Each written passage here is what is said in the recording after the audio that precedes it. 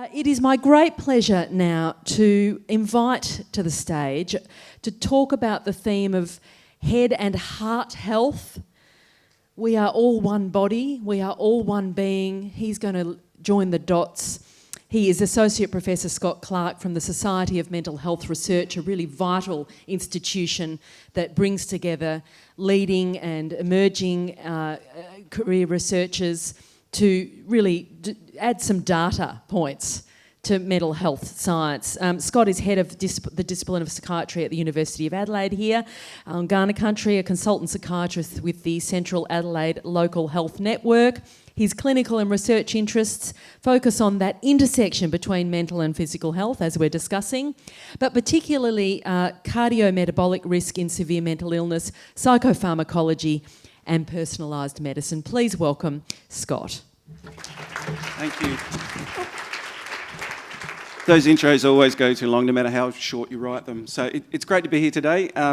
We did a bit of a crossover yesterday and had Dave Peters over, and we had a really great panel, which I've used AI to pull out some themes, and we'll try and get it out there. But really, it's great to see PHNs up here, and it's great to see us talking about physical health, working together and bringing the lived experience voice in. So all of this is, more science-based, but it's in the context of we need to deliver shovel-ready kind of programs to actually implement what we know we can already do. So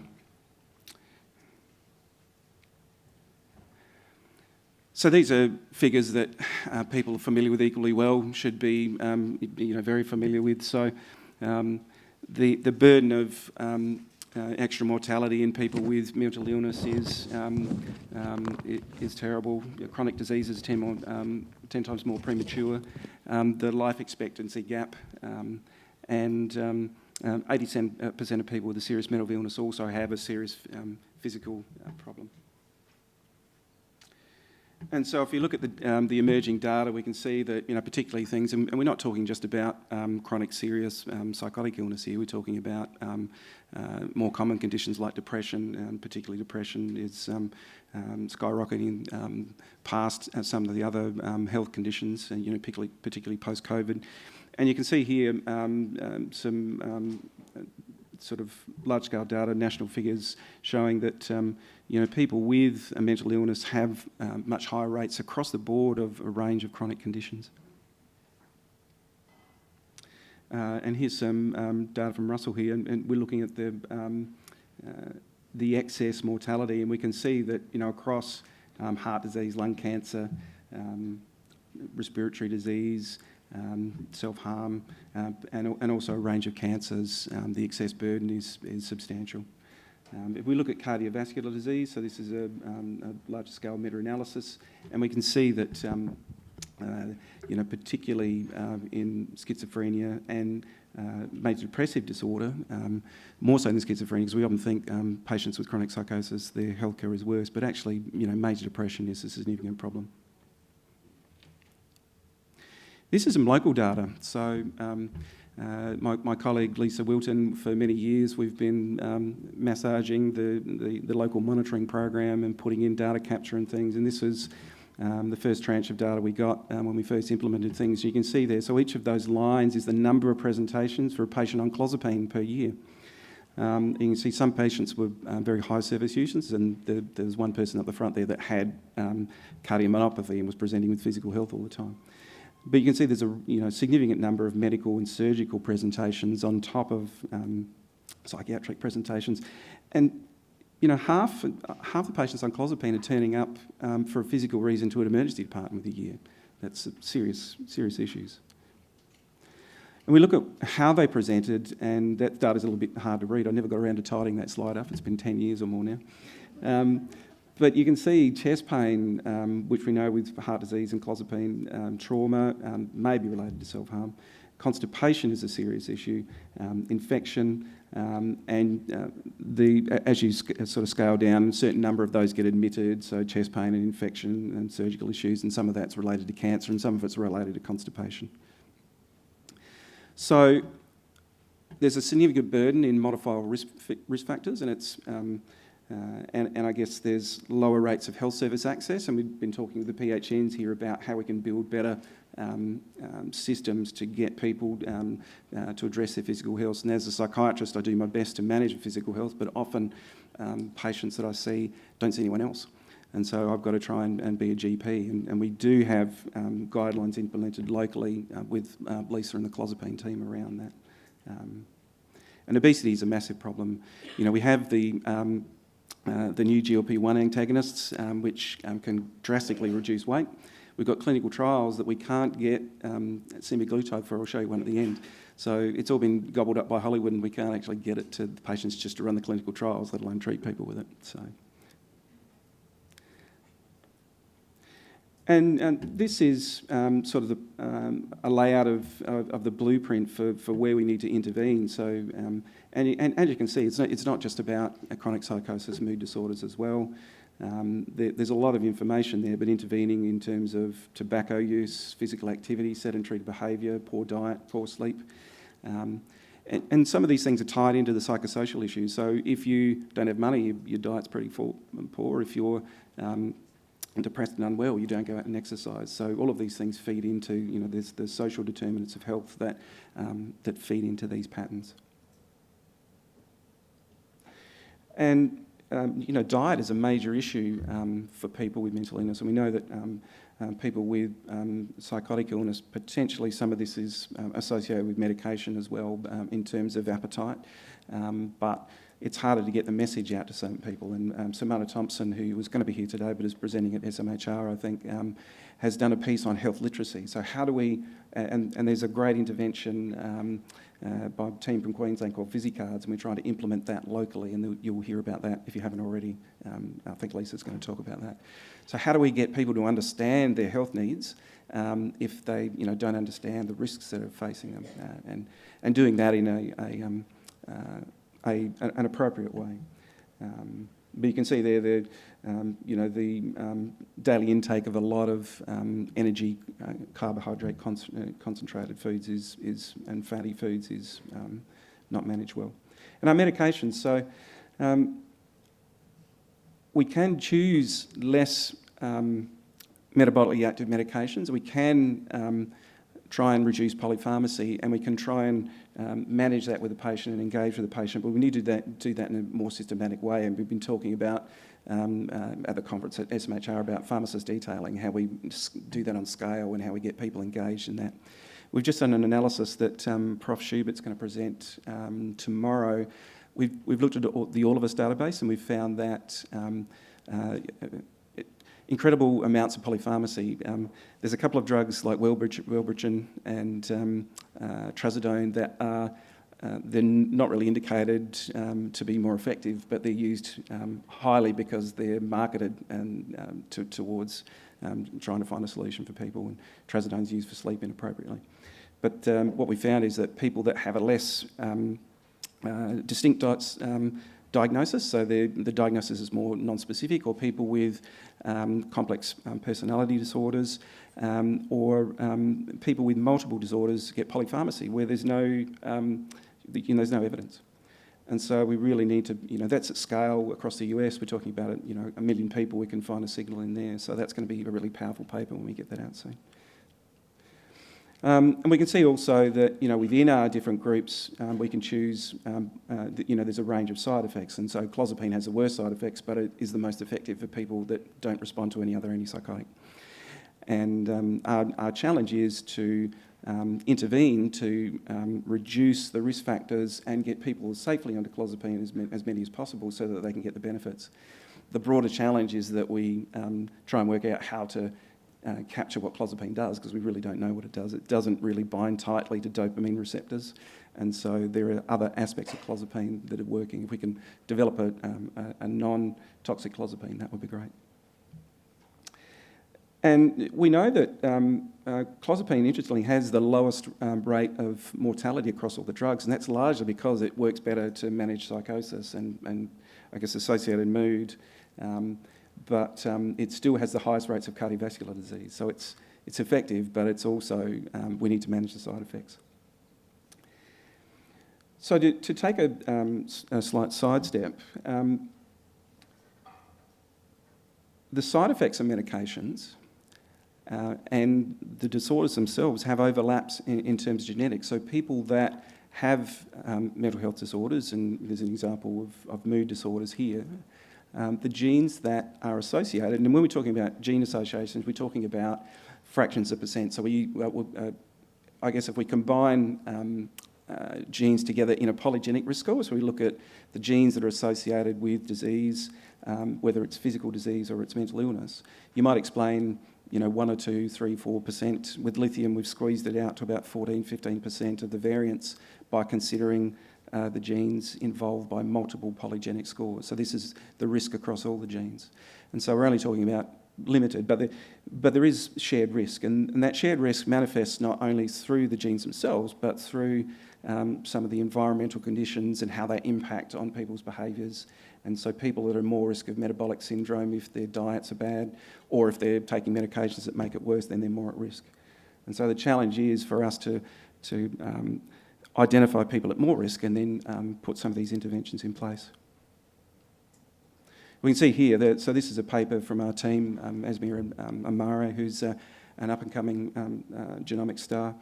And there are a number of shared genes with the disorder, and they map to cardiovascular disease between bipolar and a depressive disorder. Not expecting anyone to remember the detail there. About the only gene that you can remember off the top of your head is Sonic the Hedgehog.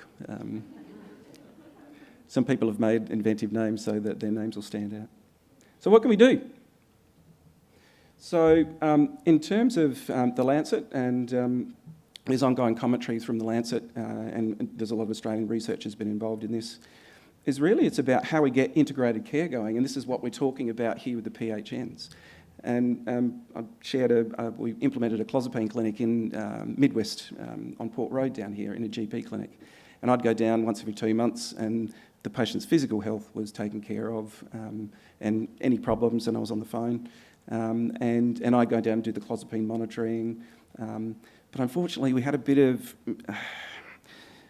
we couldn't quite get the right data back to the service. The service was happy that we were doing all the monitoring. In the end, we had to close it down, which was very painful. But so there are good models like that work, but one of the problems is communication and maintaining the monitoring and making sure that we're keeping up to date. And I guess, there are programs, and we implement this well in Callan, and Lisa Wilton here has been driving a lot of that over the last 10, 20 years. And one of the challenges is the amount of work that it is to do these things, and trying to have staff to do it, and then following up on the bloods and doing everything else. But we know what we should assess.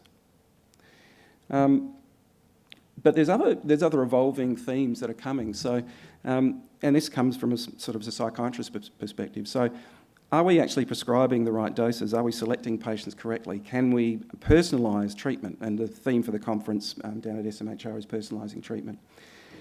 And there's a guideline that's come out just recently. Jose de Leon, very fiery Spanish guy that I like engaging with, but I never know what I'm going to get. He's done a lot of pharmacology around clozapine use, and has found that levels are higher in patients based on sort of ethnic groups, based on levels of inflammation, because clozapine actually induces its own, it induces inflammation itself, and then it inhibits its own metabolism, and that's why we have to titrate it slowly.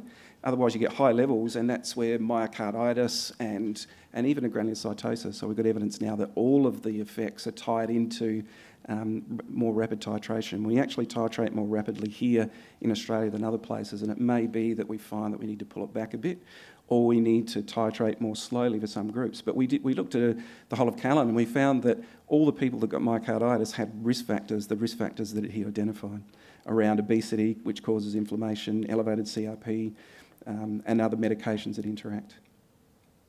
And here's his titration plan, and you can see there that it's, I guess it's gender-based, it's ethnic group-based, and then you need to look at what other drugs are there, so we might need to do that slower. So this is emerging research. Don't go out and change your practice now, but we've set up the capture study, so we're actually monitoring blood levels and plasma levels over the first month of treatment to actually answer these questions. Of course, there's guidelines of managing metabolic syndrome. I'm not going to that into detail, but psychiatrists can prescribe these things, apparently. I'm doing it occasionally when I can, but I can't get everyone else to do it. So, and we did a study of metformin use in Callan, and we found that everyone that was on metformin and on clozapine either lost weight or gained far less weight. And so that brings us to the range of points of intervention now, and I won't go into them in much detail. I mean, metformin is worth 4 or 5 kilograms, but also it reduces the sort of internal inflammatory state. So the evidence suggests that we should be starting people on metformin with clozapine. And maintaining their, reducing insulin resistance and maintaining that. Maintaining their health and monitoring, of course, for any emergent side effects. But the GLP-1 receptor antagonists are game changers. The Dan Siskin's trial from Coast data was presented yesterday. They had to stop early because the effect size was so massive, like the weight loss was so massive, and the physical health effects. It's not for everyone because of side effects, but it's a game changer. We need to work out how we can get that into practice. Just wondering how I'm going for time. Good? Yeah. So I'll just finish up. So that's a trial. We can't get the tirepizide yet. We couldn't get semaglutide. We had to change. And I'm also working on hearts and minds. So this uses metformin and atorvastatin because you remember those genes are all linked. So if we fix the metabolic problem, we actually fix the mood as well. And that's been running really well. So at that point, I'll thank you all for listening. And there's lots of promise out there. There's lots of goodwill and engagement and bringing in lived experience. And we can add the science. And that's the next thing. So with the Equally Well team and working with PHNs and GPs and, all the good people here. So thank you. Thanks, Scott. Brilliant. Stay on stage for a couple of minutes. Yeah. I know you've got to rush to another event, but an AGM, I think. Yeah. One question I do have for you is Big Pharma engaged? The drugs are on the marketplace, but they're not always optimum for people's physical health. And can I just read you an amazing comment from the lived experience leader of the Equally Well Alliance, Dave Peters, who says, Dave, do you mind if I read this one out? Yeah. Dave says, even with awareness, it's incredibly hard to change diet and eating habits when on medications that not just impact your cardiometabolic health, but stimulate your appetite. I can carry on a mostly healthy diet, including hours of exercise a week, but somehow find myself eating in the middle of the night in a stupor from nighttime meds. Sometimes I even wake up choking on food that I don't know where it came from. Came from. So the medication is a challenge, isn't it, for people's physical well-being? Just for someone that's not taking medication, I had to go on. I lost 12 kilos on Light and Easy last year. But I had to pay someone to reduce my meal size.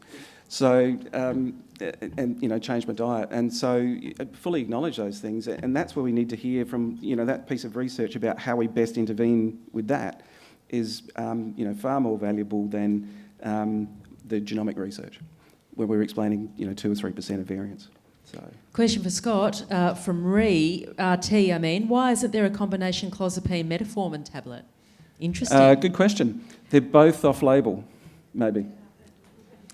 And Michael, what about flumazenil for stabilising dopamine natural production without surges and troughs, and microdosing of a nasal ketamine spray?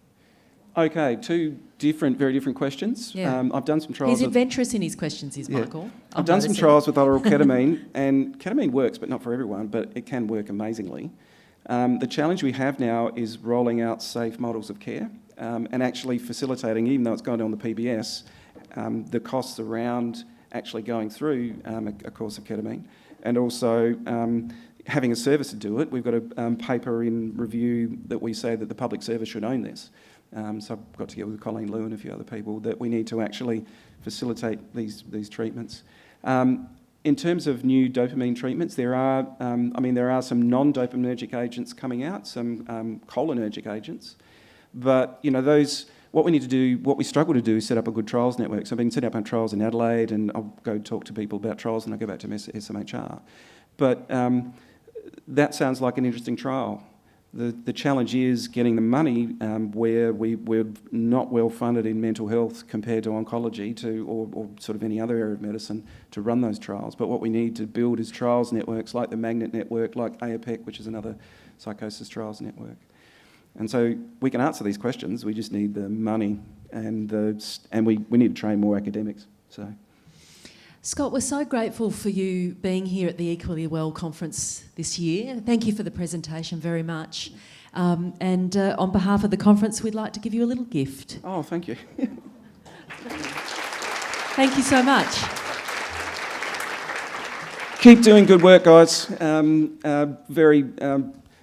I watched what Equally Well was doing, and I'm happy to be a part. And bringing people together and fixing services so we can do what we actually know we already know how to do, that's really important. Like that's, as I said, it will make more difference than any genomic study. So thank you. Ripper, thanks for being here. Awesome.